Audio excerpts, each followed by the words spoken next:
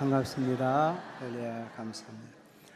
우리는 맥주 감사 주일로 하나님 앞에 예배하게 됐습니다. 구약성 이것을 77절 따라 77절 그 6월절 지나서 7번을 지나기 때문에 77절 그렇게 말하는데, 이때는 이제 6월절이라는 것을 우리가 이스라엘 백성들 애굽에서 해방된 어린 양을 잡아서 그 피로 그들의 죄 용서하고 가려준다는 것과 그때 먹는 음식이고 쓴나물과 함께 효소를 넣지 아니한 그것으로 만든 떡을 먹고 나왔다. 그 6월절은 그들의 원력으로 1월 14일인데 이제 그때부터 한 주간 동안 절기가 바로 무교절이라 그렇게 하는 것입니다. 무교절 때는 그들이 보리를 추수해 가지고 그것을 통해서 하나님 앞에 소제로 드리는 그런 제사와 함께 행해지는데, 그 7주가 지나면 이제 밀을 거두는 때가 된다는 것이죠. 그래서 밀을 마지막 거두기 때문에 그 밀을 가지고 하나님 앞에 영광을 돌리고 제사 드리는 그와 같은 절기가 바로 7주절인 것입니다. 그런데 신약에서는 이것을 따라서 오순절, 그 77절 40일이 지나고 50일째 되는 날 하나님께서 성령을 부어 주셨다. 그래서 이 오순절이 예수님 약속하신 것대로 성령 임하신 날이 되는 것은 구약의 6월절 사건과 연관되어서 우리에게 성경은 교훈하고 있다는 것이죠. 그리고 가을에 가서 그들이 이제 마지막 곡식을 거두고 드려진 절기가 바로 추수감수장절, 다 곡식을 모아서 곳간에 쌓아놓는다. 수장절, 이때 그들이 지키는 것이고 장막절이라 그래요. 장막절은 이스라엘 백성들이 광야 40년 사는 동안에 하나님 함께 하셔서 비록 초망을 짓고 살았지만 그들의 모든 대적을 막아주시며 보호하시며 먹이주시고 인도하신 그 하나님의 40년 광야 생활 가운데 함께 하셨구나. 그를 가나안 땅에 들어가서 그들이 이제 그 땅에 영원히 살 약속받고 그 하나님의 은혜를 기억하며 지키는 것이고, 장막절 또는 초막절, 수장절이라 그렇게 우리는 추수감사 이렇게 되는 것이요. 하나님의 구원의 역사를 절기를 통해 우리에게 잘 나타내 보여주었다는 것입니다. 우리가 구원받는 것, 성령은 열매 맺는 것을 우리에게 표현해 주고 있어요. 예수님께서도 말씀할 때 요한복음 15장 말씀 보면 아버지는 농부시고 나는 포도나무다. 너희는 가지인데 내게 붙어 있으면 많은 열매를 맺게 될 것이다. 그래서 이와 같은 열매를 통해서 우리가 구원이라는 말을 하나님 앞에 영생을 맺는 우리의 모습을 주님 그렇게 설명해 주신 것입니다. 그런 차원에서 바로 이 맥주절, 이것 주는 의미는 뭐냐? 예수님은 6월절 어린 양이 되셔서 우리의 모든 허물과 죄악을 다 담당하시고 죽으시고 다시금 살아나심을 통하여 우리에게 열매가 되셨는데, 따라합시다. 부활의 첫 열매가 되었습니다. 무슨 열매가 되었다고? 부활의 첫 열매라. 여러분, 첫 열매란 말이 무슨 말이겠어요? 그 다음에 또 열매가 몇 차 맺죠. 또 다음에 열매를 맺힌다는 차원에서 첫 열매라는 말을 우리에게 설명해 주고 있는 것입니다. 누구든 예수 믿으면 우리 다 죽었던 영이 살아나게 되는 것이고, 장차 우리는 영광스러운 그 하나님의 나라 주님 오실 때 우리 다 예수와 같은 부활의 몸으로 참여하게 될 것을 믿으시길 바랍니다. 그 예수 믿는 사람에게 예수는 부활의 첫 열매가 되어서 그를 믿는 모든 자도 예수님 같은 부활의 영광에 일이 되는 것을 우리에게 말씀해 주고 있는 것이죠. 그러면서 이제 77절에 와서는 예수님께서 말씀할 때 사도행 1장 말씀 보면 예수님이 6월절 전날 죽으시고 6월절 지나고 그 다음날 우리만 주일 아침에 부활하였어요. 그리고 이 세상에 계실 때 며칠 동안 했다 그랬어요? 40일 동안 계시면서 복음을 전하시고 제대 나타나시고 약속을 세우시고, 그리고 그분이 승천하실 때 그분이 약속한 것이 있어요. 내가 너에게 귀한 언약, 아버지 주신 약속이 있는데 그것은 곧 너희가 면단이 못돼서 저 세례요한이 말한 것대로 성령으로 세례를 받으리라. 뭐로 세례를 받으리라? 성령. 세례요한은 증거하기를 광야에서 나는 너희를 회개케 하기 위해서 물로 세례를 받지만 내 뒤에 오시는 이는 나보다 능력이 많으시니 그는 성령과 불로 너에게 세례를 베풀 것이요. 타작마당을 정하게 해서 쭉정이는 다 풀에 태워버리고 알고는 모아 곳간에 드리리라. 성령 오시면 뭐냐? 알곡을 거두는 역사를 이룬다고 말씀하고 있다는 것입니다. 그 예수님 말씀한 그대로 예수님 천하신의 제자들은 그 말씀 붙들고 그들이 마가의 다락방에서 열심히 기도했어요. 예수님 몇 차례 말씀할 때 너희 예루살렘을 떠나지 말고 위로부터 능력이 임할 때까지 이상 이거라 말씀했고, 또 사도행 1장 8절 말씀 보면 오직 성령이 너희에게 임하시면 너희가 권능을 받고 예루살렘과 유다와 사마리아 땅까지로 내 증인이 되리라. 그 말씀 붙들고 마가의 다락방에 500여 명이 예수님 올라가신 모습 봤지만은 마지막 남아 기도한 사람은 120명이에요. 그때 하나님의 성령이 마시는데 이것이고 77절. 그래서 오순절이라는 말을 통해서 우리에게 하나님께서 성령이 마신 것을 보게 되는 것입니다. 이걸 하나님께서 따라합시다. 성령의 첫 열매. 성령이 참 땅에 임하실 때 그때 참여한 사람들, 그 약속 믿고 기도한 사람들에게 성령의 임하심을 통해 그들은 성령의 처음 익은 열매다. 그렇게 성경은 표현하고 있는 것입니다. 그 성령 받은 사람들은 단순히 내가 성령 받았다 그것을 끝나는 것이 아니라 그 예수의 복음을 땅끝까지 열심히 증거했어요. 성령 받은 사람들이 그들이 예수의 복음을 열심히 증거하다 보니까 다른 여러 지역에도 또 예수 믿어 안 믿어요? 믿어 안 믿어? 그럼 믿게 된 그런 사람을 성경은 뭐라고 하냐? 따라 구원의 첫 열매. 그 성령 우리에게 이것은 사실 여러 가지로 말씀해 주는데 진히 예수님 말씀한 그대로 나무마다 그 나무가 좋은 나무인지 나쁜 나무인지는 열매를 통해서 한다 말씀하신 것처럼 우리 신앙생활 이제는 열매를 통해서 증거해야 되는 것이다. 그 열매를 통해서 우리가 구원받은 자의 삶, 구원받은 자의 행복, 구원의 축복 우리가 증거해야 된다는 것이죠. 그런 의미에서 뭐라고? 열매라는 말로 표현해 주고 있다는 것이죠. 한번 따라합시다. 나는 구원의 첫 열매입니다.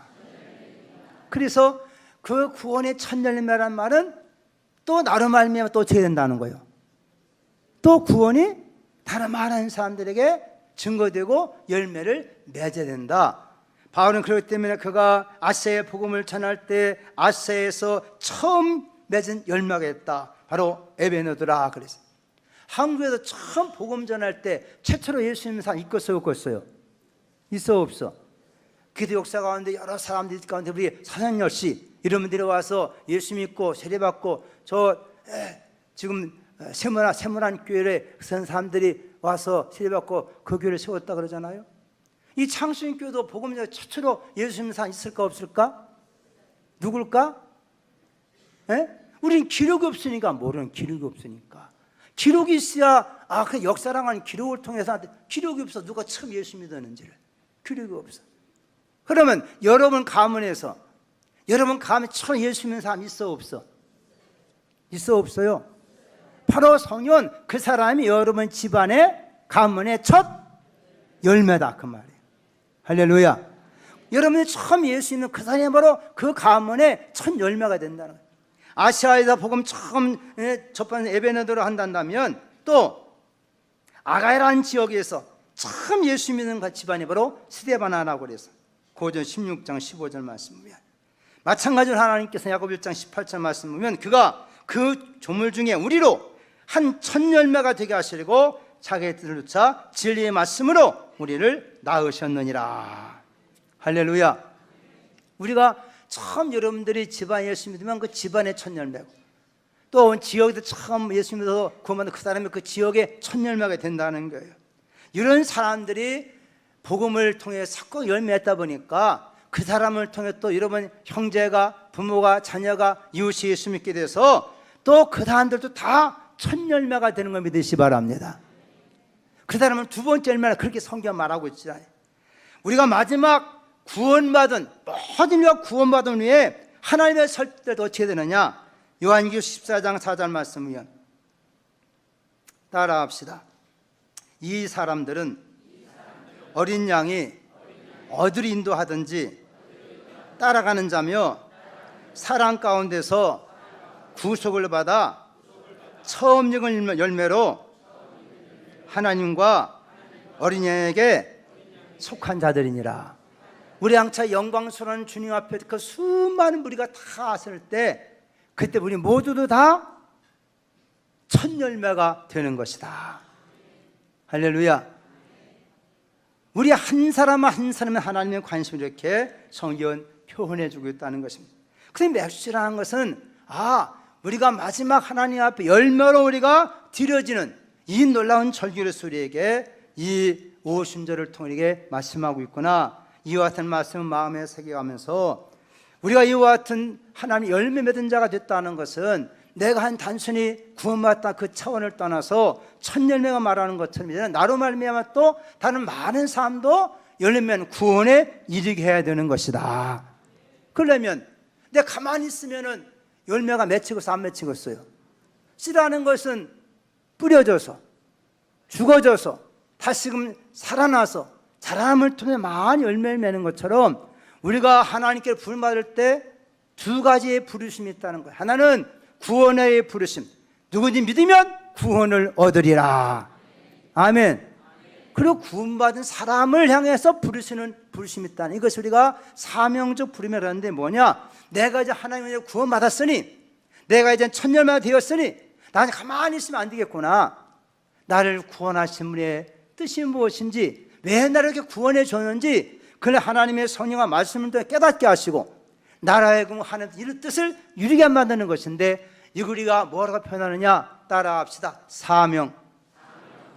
모든 예수를 구원받은 사람들은 사명이 있는 걸 믿으시기 바랍니다.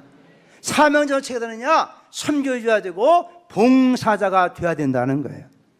사명 가진 사람들은 선교주고 봉사하는 자가 되어야 한다는 거예요. 오늘 여기 베드로 4장 말씀은 마지막 시대가 때 정말 예수 믿는 사람들에게 요구되는 세 가지를 말씀하는데, 첫째는 뭐냐 하면 따라합시다. 깨어서 기도하라. 기도하라는 거예요. 마지막 때가 되면 사람들은 다 졸며 잔다는 거예요.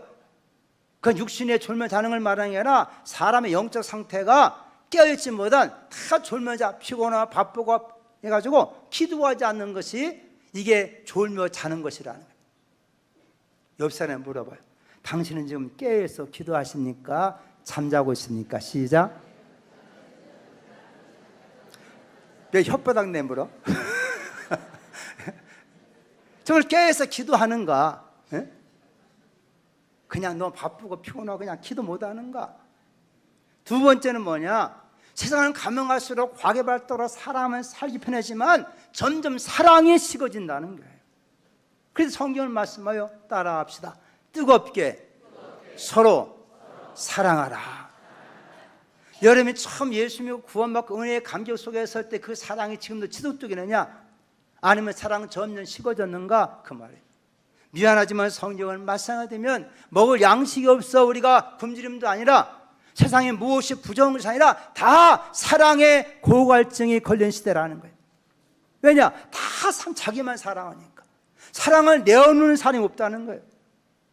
그때 너희는, 예수 믿는 너희들은 마지막 때면 참여 사랑이 없어지는 시대니까 너는 좀 더 뜨겁게 서로 사랑하라 권면하고 있는 거 우리가 마음에 새겨야 될 줄로 믿습니다. 세 번째는 더 어려운 거예요. 따라 서로 봉사하라. 세상은 가면서 봉사하려고 안 하려고 그래요. 안 해요. 봉사 안 하려고 가면 왔어요. 다 자기 나름대로 안전과 편리를 추구하다 보니까 심서 땀 흘리면서 뭔가 다른 섬기는 일을 안 해요. 절대 원래 세상 가면 갈수록 가치관이 다 물질적인 가치관이 다 들어있어가지고 막말 돈 안 된 데는 안 하는 거예요. 유익되지 않는 건 안 하는 거예요. 자기의 유익이 안 되면 아무것도 안 하는 거예요. 이런 시대에 주님은 그걸 아시고 가면 가서 사람을 섬기지 않는다고. 봉사하는 시대지만은 너희는 봉사하는 자가 되라. 그렇게 당부하시는 것이 성령의 음성인 줄로 믿습니다. 그거 우리에게 말씀. 세상은 가면 기도하는 시대이기 때문에 기도하라고 말씀하고, 사랑하지 않는 시대, 사랑이 없던 시대는 사랑하라고 그러는 것이죠. 서로 섬겨주지 않고 봉사하는 시대에 너희는 봉사하라고 우리에게 말씀하고 있다는 거예요.